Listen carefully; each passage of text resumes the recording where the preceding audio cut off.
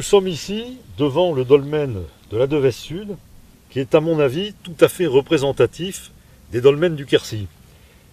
Avant qu'il soit fouillé, il était recouvert d'un tertre, d'un tumulus, qui faisait environ 25 mètres de diamètre pour une hauteur qui arrivait au sommet des deux dalles verticales qu'on appelle en archéologie des orthostates.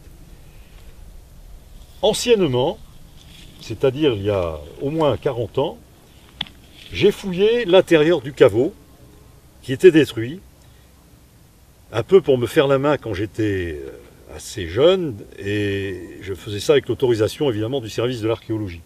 Et j'ai trouvé au fond de ce dolmen une petite couche vierge d'une dizaine de centimètres, avec énormément d'ossements humains et un mobilier archéologique remarquable. Des boutons prismatiques en os à perforation en V, une pointe de javeline en silex rose, etc. Donc quand j'ai vu la richesse de l'endroit, comme à l'époque je travaillais avec Jean-Claude qui faisait sa thèse de doctorat sur les dolmens du Quercy, j'ai arrêté les travaux, je l'ai prévenu, et on a fait une fouille de sauvetage, qui a été publiée à l'époque, et qui était très intéressante, puisqu'on avait un mobilier qui permettait de caler ce monument entre, disons, le chalcolithique, l'âge du cuivre, et l'âge du bronze. Donc peut-être, vous voyez, autour de 2500 avant Jésus-Christ, de manière assez imprécise. Très longtemps après, je me suis intéressé au problème que posait l'architecture des dolmens du Quercy. À l'époque de Clotte, tout le monde faisait des fouilles dans les chambres dolméniques, car c'est dans la chambre des dolmens que l'on trouve les inhumations. Il y a plein de gens qui ont été enterrés. En général, on trouve des ossements fracassés par les racines, les pilleurs, les chercheurs de trésors et tout. Et il pouvait y avoir beaucoup de gens, beaucoup de personnes dans un monument, beaucoup de squelettes, sans distinction de sexe et d'âge, apparemment, d'après les rares études anthropologiques. Donc, on fouillait les chambres et on ne s'intéressait pas au tumulus. On considérait que le tumulus était le tas qui a été mis autour du monument pour servir un peu de tremplin et faciliter l'installation des mégalithes, c'est-à-dire la table, les deux montants verticaux, et souvent la dalle de chevet et la dalle d'entrée. Bon, ici, il reste un petit morceau conservé à l'avant. Donc le tumulus n'intéressait personne. C'est après qu'on a commencé à s'intéresser à ces tumulus et qu'on s'est aperçu que dans le Quercy, comme en Bretagne d'ailleurs, il y a beaucoup d'endroits, les tumulus, qui semblaient au départ des vulgaires tas de cailloux, étaient en fait des structures complexes, avec à l'intérieur des parements, des murs, quelquefois des inhumations secondaires, etc. J'ai donc engagé cette fouille avec une équipe d'environ 11 personnes, un mois par an, pendant 3 années. Et on a trouvé, tout autour du monument, ce mur en pierre sèche, ce parement en pierre sèche, qui repart sur l'arrière, et qui est tout à fait caractéristique des dolmens du Quercy, puisque Bernard Pajot, un chercheur du CNRS qui travaillait beaucoup sur la région de Saint-Antonin-Nobleval, et qui a fouillé plus d'une quinzaine de dolmens, a systématiquement, à peu près dans tous, trouvé des parements du style de celui-ci. On peut donc considérer que la chambre mégalithique, le parement, le tout entouré d'un tumulus, c'est la caractéristique de presque tous les dolmens du Quercy. Et que donc le tumulus a autant d'importance, bien souvent, que l'intérieur du monument, mais pour d'autres raisons. Dans le cas de ce dolmen de la Devèze, la chose s'est complexifiée, parce que lors de notre fouille, on a découvert des inhumations tardives autour de la chambre mégalithique. De chaque côté des orthostates, un squelette humain en position allongée sur le dos, dans des caissons de petites pierres dressées. Et devant le dolmen, juste à hauteur presque en haut du tumulus, un troisième squelette. Or, ces squelettes avaient chacun une fibule, une en bronze, deux en fer, si mes souvenirs sont bons, qui sont caractéristiques de la transition entre l'âge du bronze final et le premier âge du fer. Donc peut-être vers 1800 avant Jésus-Christ. Ça signifie que ce dolmen est construit par des peuplades d'agriculteurs qui vivaient dans la région vers les 3000 ans avant Jésus-Christ, mais qu'ensuite il reste un haut lieu religieux pendant des millénaires, puisque presque 2000 ans plus tard, on peut dire, on enterre encore des morts sur ce lieu. ça complexifie évidemment l'étude archéologique, parce qu'ensuite nous sommes obligés de déterminer ce qui est très ancien par rapport à ce qui est récent. Or, lorsqu'on fouille bien dans les dolmens du Quercy, on trouve en général partout des réutilisations. Et ces réutilisations peuvent durer jusqu'à la période paléochrétienne, c'est-à-dire vers le 4e, 5e siècle après Jésus-Christ.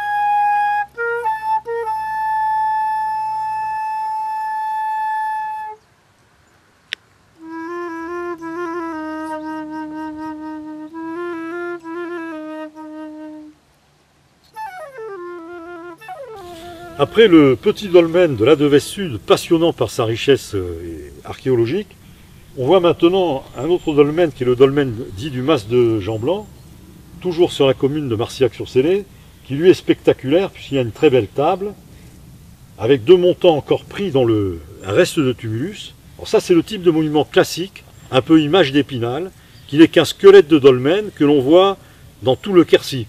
Et vous en avez comme ça à peu près 800 de connus.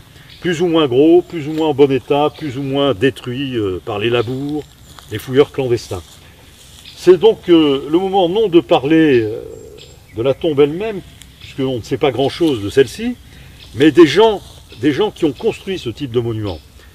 Dans une région comme le Quercy, où donc il y a une grande quantité de dolmens, c'est le département le plus riche de France avec l'Aveyron. En Aveyron, on pense qu'il y a sur les causses aveyronnées à peu près 1 millier de dolmens. On est confronté à quelque chose d'extraordinaire. D'abord, une très mauvaise connaissance anthropologique, dans la mesure où très peu des os découverts dans des tombes ont été étudiés, de savoir la taille des gens, la forme de leur crâne, l'état sanitaire des populations, etc. Et qu'en plus, sur ces causses arides, où le sol est très mince, on ne trouve pas les habitats des gens. Il est évident que les constructeurs de dolmens, on le sait, sont des agriculteurs, éleveurs.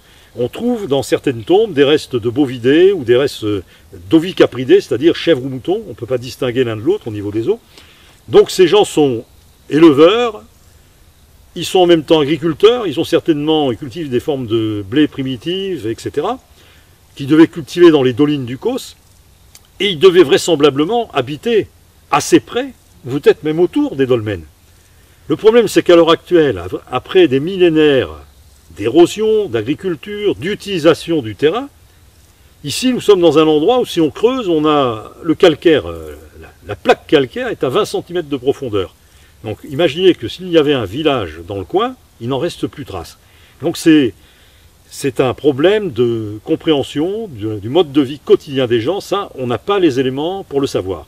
On trouve quelquefois des vestiges contemporains, c'est-à-dire vers la fin du néolithique, le chalcolithique, dans des grottes. Donc on sait qu'ils utilisaient aussi des grottes. Ils enterraient aussi des gens dans les grottes. Ils pouvaient vivre de temps en temps dans certaines grottes. Ils accédaient souvent à des grottes difficiles d'accès, qui pouvaient être des habitats refuges, des endroits où on allait se cacher s'il y avait une menace quelconque dans le secteur. Pour le reste, il est très difficile de dire autre chose. Il y a dans le Lot des gros cailloux, c'est-à-dire d'énormes tas d'éperlements, qui ont un petit air de famille avec ce qu'on trouve dans les garrigues languedociennes.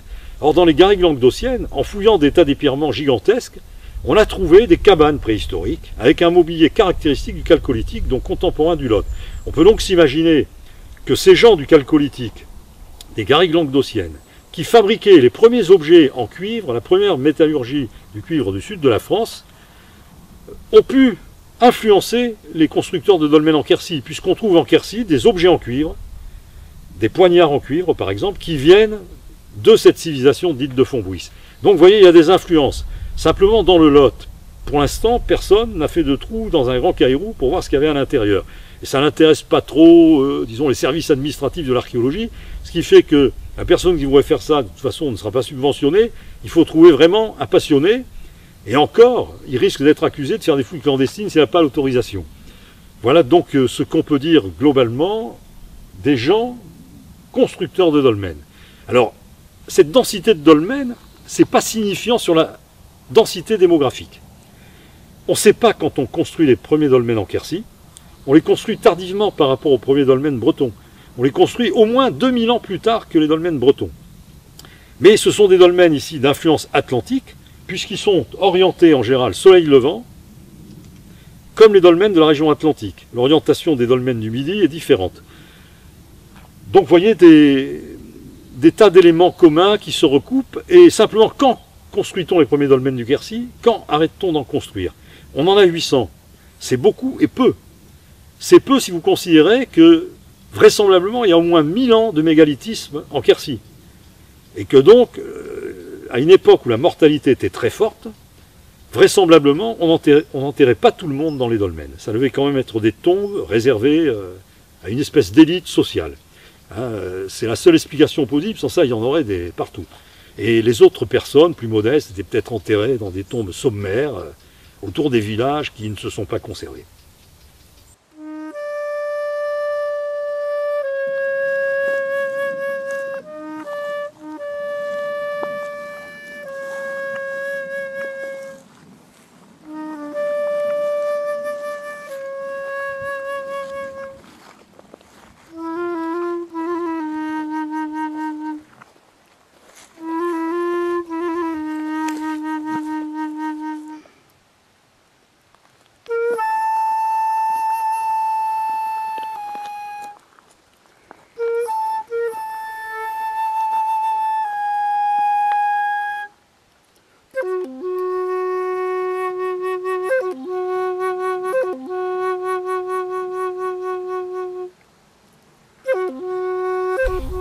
Ici, nous sommes toujours sur la commune de Marcillac, et là, nous voyons un troisième dolmen qui complète bien les deux précédents, puisque c'est un petit monument à peu près de la dimension du dolmen de la Devèze, mais là, le tumulus est très bien conservé, on le voit bien, très pierreux en surface. Par contre, la table du dolmen n'existe plus, il a dû être pillé en cassant la table à la masse, ce qui se pratiquait couramment, notamment au XIXe siècle. Ici, vous avez les deux montants principaux qui délimitent la largeur de la chambre et l'orientation face au soleil levant, avec un petit bout de dalle de chevet qui apparaît dans les déblais du pillage de la chambre, et cette dalle qui fermait le monument. Alors, les fermetures de dolmen sont rarement conservées parce que le pillage en général se faisait plutôt en rentrant sous la table quand la table était conséquente comme celle du mas de Jean Blanc. Je pense qu'avec la Devèze, le dolmen du mas de Jean Blanc et ce dolmen qu'on pourrait appeler le dolmen du mas de Bord, qui est pas loin du mas de Bord, vous avez une idée de ce que l'on découvre lorsqu'on se promène sur les causses du Quercy. Des monuments de taille variable, jamais très très grands, souvent embroussaillés, avec pas mal de tumulus conservés dans les zones qui n'ont pas été cultivées, et qui donc un jour pourront réserver des surprises à des chercheurs éventuels.